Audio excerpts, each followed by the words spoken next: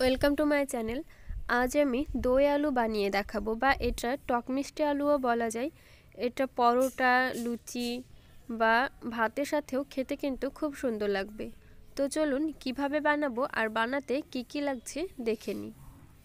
এখানে আমি নিয়েছি 500 গ্রাম আলুকে খোসাসহ সেদ্ধ করে নিয়েছি, তারপর খোসা ছাড়িয়ে নিয়েছি।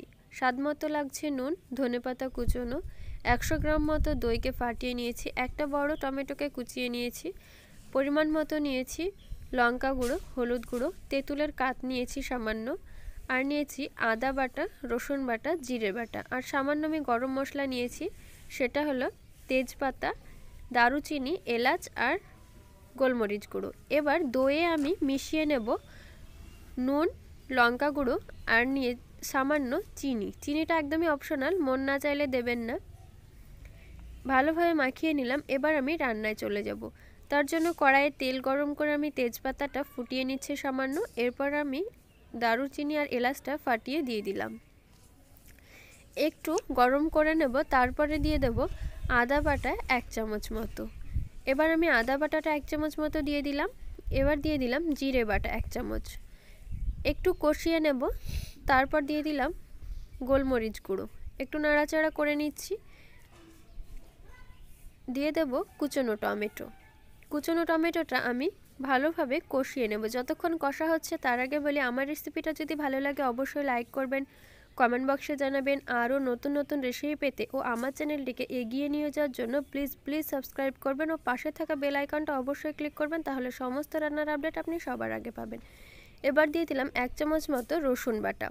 টমেটোটা প্রায় কষা হয়ে গেছে। এবার আমি ফেটিয়ে রাখা টক দইটা দিয়ে দেব। টক দই আমি নুন, চিনি আর লঙ্কা গুঁড়োটা মিশিয়ে নিয়েছি।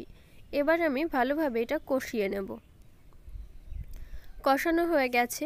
এবার ওই সেদ্ধ করে রাখা আলুটা দিয়ে দেব। আবারও আমি 1 চামচ মতো রসুন দিয়ে দিলাম। এবার আমি আলুটা ভালোভাবে কষিয়ে নেব। আলুগুলো দেওয়া হয়ে গেল সবগুলো। প্রায় 3 থেকে 4 মিনিট মতো আমি কষিয়ে নেব। কষানোর পরে আমি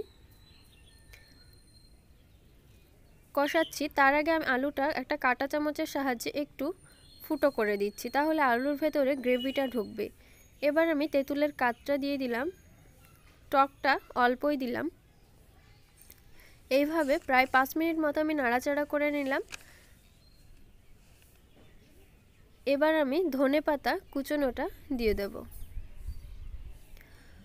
কুচনো ধনেপাতা দিয়ে দিলাম, একটু নাড়াচাড়া করে সামান্য জল দিয়ে ফুটিয়ে নেব। জল দিয়ে ফোটানো হয়ে গেছে। এবার আমি পরিবেশন করে ফিরে আসছি। প্রায় আমার 10 মিনিট মতো রান্নাটা করতে লাগলো। পরিবেশন করা হয়ে গেছে। আশা করি ভিডিওটা ভালো লাগবে। এটা আপনারা রুটি, পরোটা বা গরম ভাতের সাথে পরিবেশন করবেন। আগেই বলেছি, ভিডিওটা ভালো লাগলে অবশ্যই শেয়ার করবেন।